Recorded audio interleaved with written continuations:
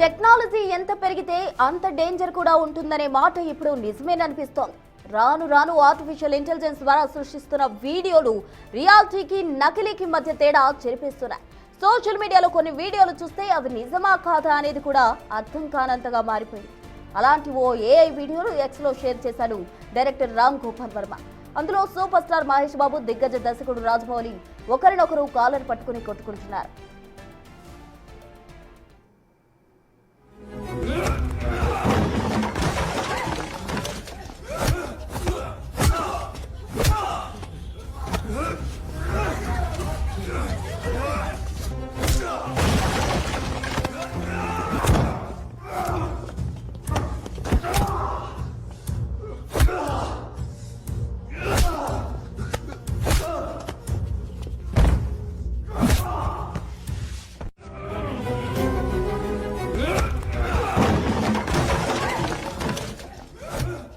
ఏఐతో create చేసిన ఈ వీడియోను ఎక్స్ లో షేర్ చేసిన ఆర్టీవీ సినిమా చనిపోయిందని రాసుకొచ్చాడు.